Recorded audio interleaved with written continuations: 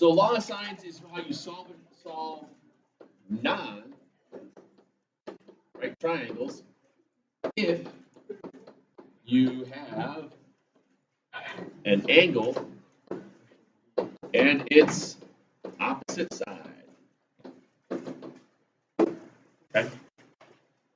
Law of sines is when you have an angle and the side opposite by you. And again, it winds up just being setting up ratios, a little bit of cross multiplying, pressing a whole bunch of buttons, and going on our merry way. So the easiest thing to do is to just start with a quick diagram. And I know that you guys know this. If I label my vertices of a triangle with capital letters, the sides opposite them would be the lowercase letters. So angle A, yes sir. Opposite side.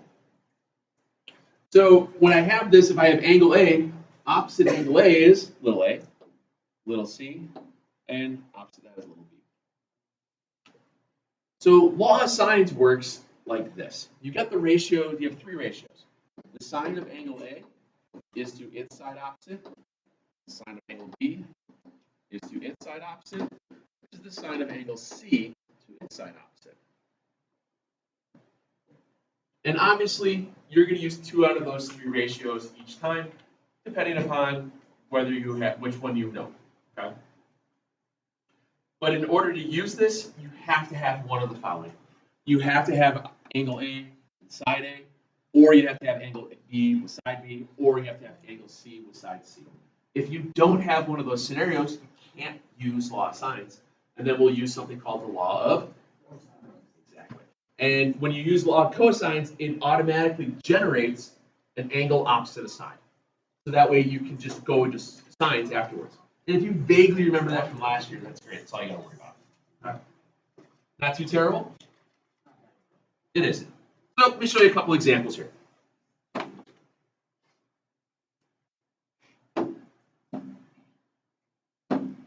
Solve triangle ABC, which with angle C at 103, angle B at 28, and side B at 26.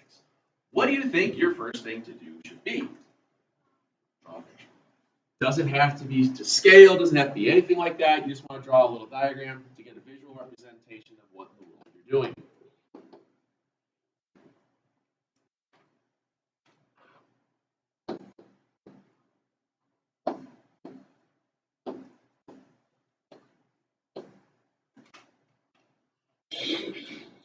You okay, Devin? You need to go get a drink?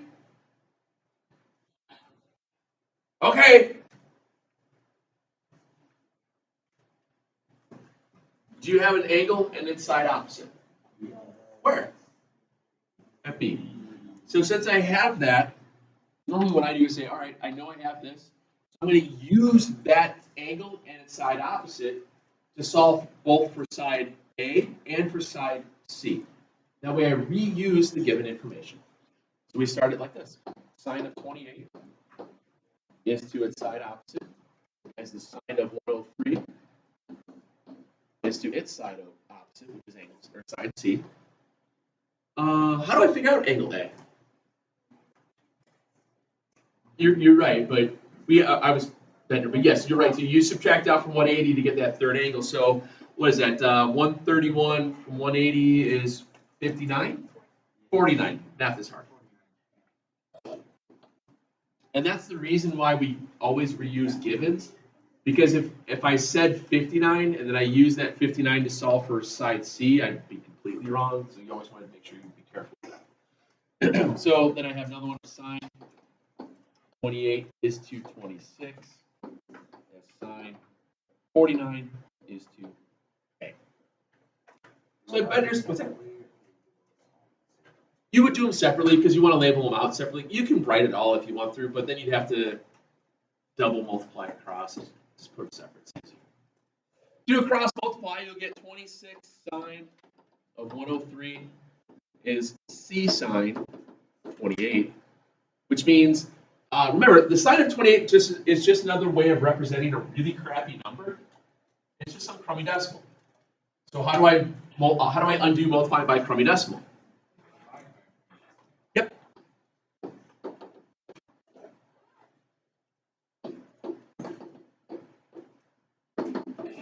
So I'm going to get that whole thing equals side C. And you can put that in the calculator exactly the way it looks.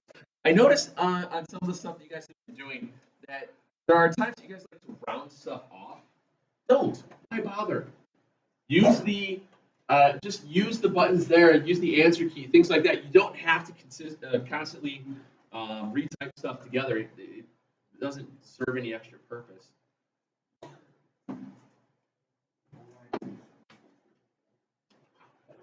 Yeah, 2 decimals, please. So let's see here.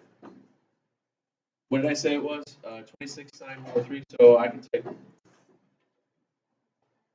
alpha y equals 26 sine 103 over sine of 28. And since I just turned my calculator on, what should I check real quick? Degree. Check and see if I'm in degree. Oh, thank you.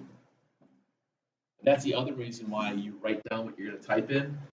Because if I wrote it down correct and I got some weird number, then I would mess around on my calculator to figure out what you did. I probably would have figured out you did 113.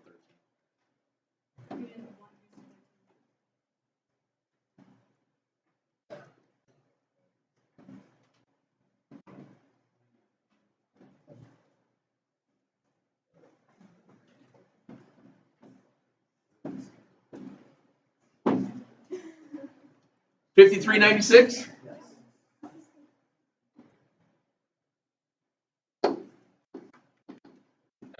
Then I do the same thing to solve for A. Notice that value of A happens to be the exact same position that C was. You might be able to start figuring out that you can kind of shortcut your cross multiply if you want. If not, you can write it out. It's no big deal.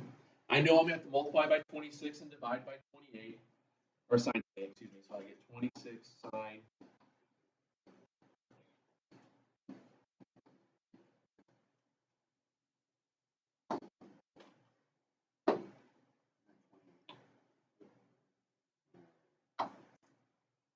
28, 26, yeah.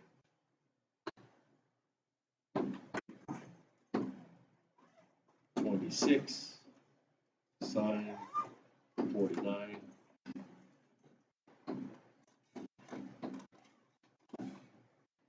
$47.8 when I go to 2 decimal places. 41. 41.8. You guys are paying attention. Good job.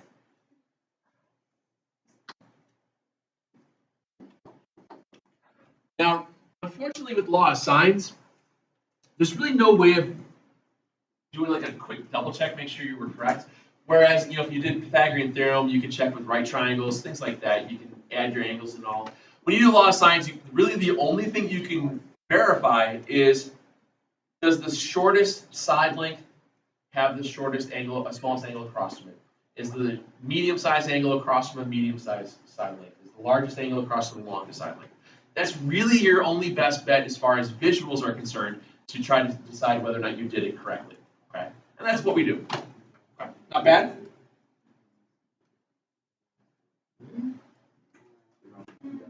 Yes, please. Oh, and don't worry, law of sines, law of cosines, I'll always give you the formulas. You don't have to memorize them, so don't worry about that.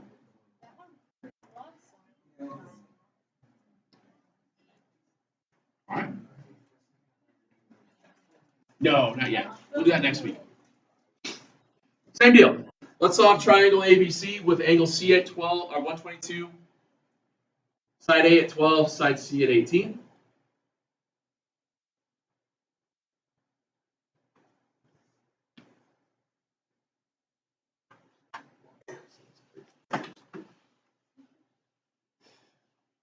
Needs a hobby. Again, draw it out.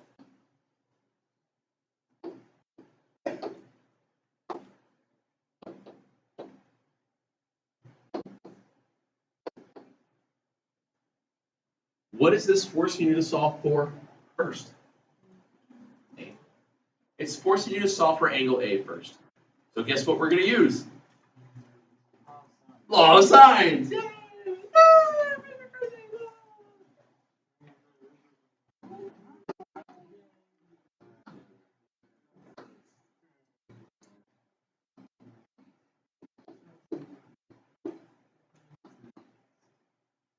This is where that inverse button is going to come into play again. When you have to find an angle, you have to hit the inverse button to get to it. So multiply by 12, we get 12 sine of 122 over 18 is the sine of angle A. So I type that in.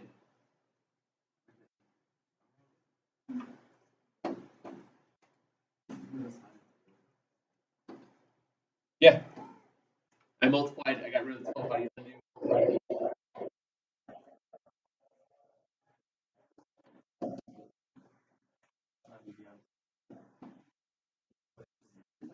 Yeah. How do you undo divide by 12? Right. Because it's over 1. It's 1/12. What's the reciprocal of 1/12? 12 over 1. Okay.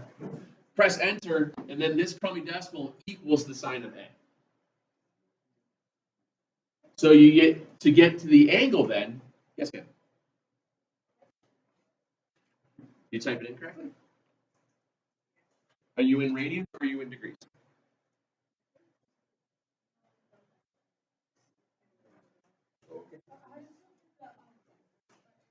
I haven't got that far yet. So this is going to equal the sine of A. So if I get inverse second sine of my answer, there's my angle.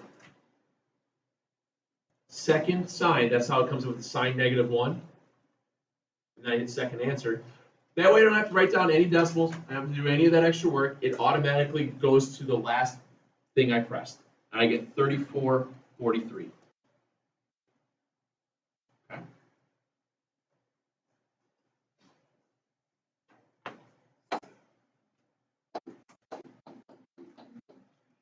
How many degrees are in a triangle? And then if you subtract out from 180, you get angle B. Use law of sines one more time to find side B. You have to use law of sines because you don't have a right triangle. Okay. What's that? When you don't know the angle, you have to hit the inverse button. Just like you did with right triangles. If you didn't have the angle, you had to hit the inverse button. Same thing goes here. Anytime you're solving for angle, you hit second sine or second cosine, whatever you're trying to use. Since we're running a little shorter than I thought, let's look at this.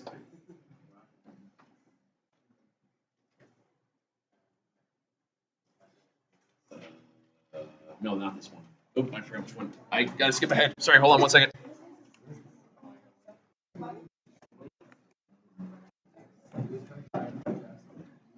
Oh, nuts, I didn't have it on here.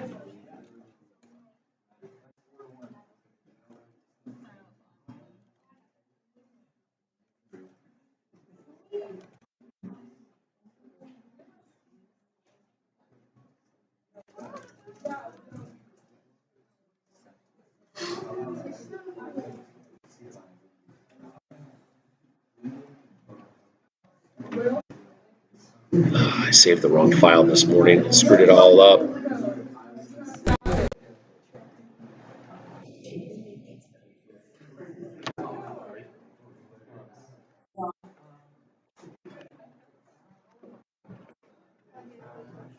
So this one.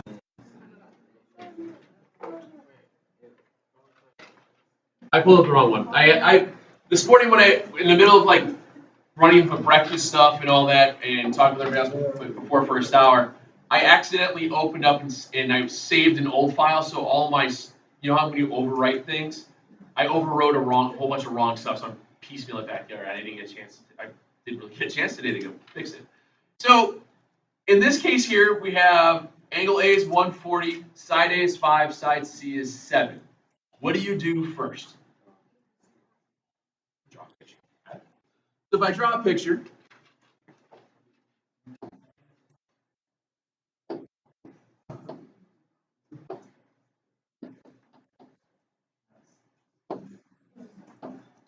what is this forcing you to find first? Okay. So if I go through it and try to figure out angle C, that means I have the sine Bye, Devin. Have a good weekend. I'll have the props posted in a minute. There's like 7.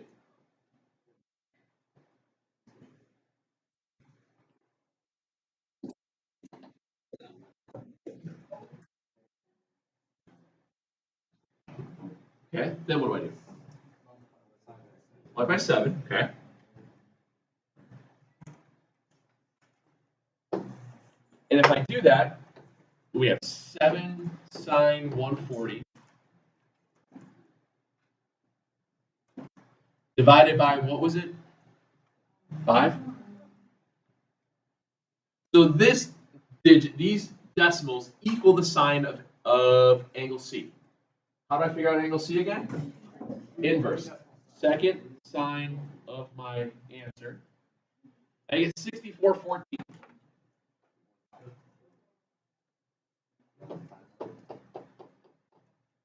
What'd you say? Why isn't it possible?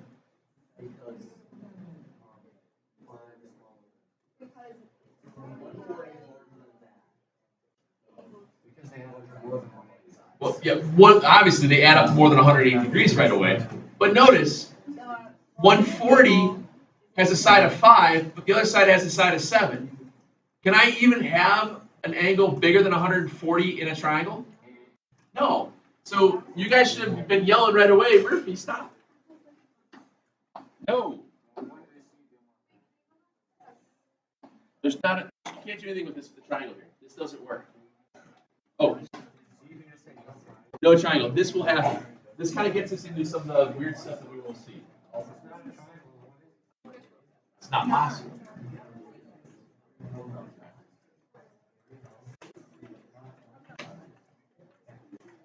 What'll happen next week as we get going into this, you're going to start seeing what are called, you're going to start seeing what's called ambiguous cases.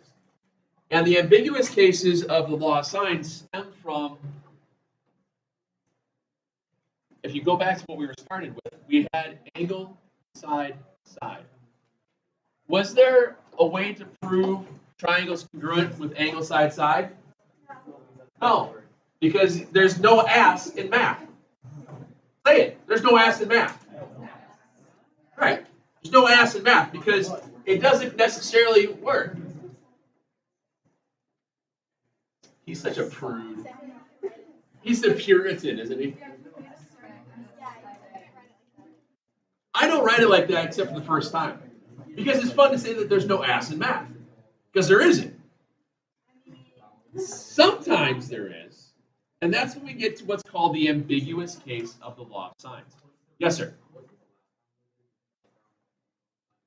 Sometimes angle side side works, sometimes it doesn't. There's a reason why that happens. We'll talk about that next week. It takes about 25 to 30 minutes to explain all of that, and I knew for certain I wasn't going to get through that today. I wanted to get to this point and stop on this, but show you one other thing that you can use inside triangles that are not right, as in like not right triangles. For example, just write angle side side. It's an acronym.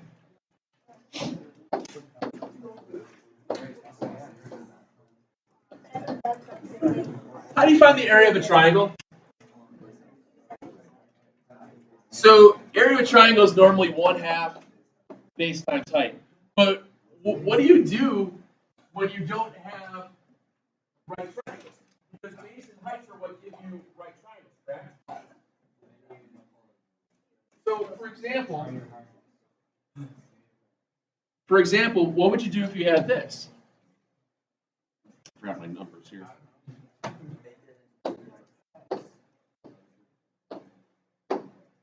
What if I wanted to find the area of that? Remember, the only time that the altitude that bisects the base is if it's an isosceles triangle. I don't know if that's an isosceles triangle. Okay. Well, we don't, but yeah. Do you have a right triangle? That's the other reason why I chose those numbers. Take a look at what you have here. If you were going to prove that this was congruent to some other triangle, what do you have in terms of the acronyms being? You have side, angle, side, correct? Now, whenever you have side angle side, you're able to do this. If you take the area of the triangle, it would be 1/2 side times the side times the sine of the angle. The area of the triangle of a non-right triangle can be found by taking 1/2 side, side, and the sine of the included angle. And that'll give the area of the triangle. This is a very, bless you. I jinxed it. This is a very common thing that you will find on ACT, SAT stuff. They'll give you a non-right triangle and ask you to find the area. And you're going to go, "Argh." But they'll give it to you in terms of side angle side. Anytime you have a side angle side scenario in a diagram, you can find the area of that triangle just by taking 1/2 sides times the side times the sine of the included angle. And it works. And that's how you solve it out. The area. Yep. It was just another thing that's thrown in this section that doesn't take long, besides from the ambiguous case stuff, because I didn't want to get too far in the ambiguous because it takes way too long. Yes, ma'am. Then you can't do it, but if you can create it a lot of times by finding a missing side. Okay. And if you don't have that, if you have just all three sides, there's another thing called Heron's formula that we'll talk about with log cosines.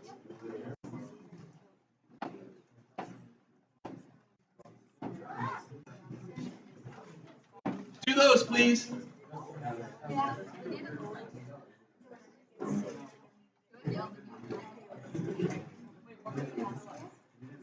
Oh, yeah, yeah. So, a couple of things.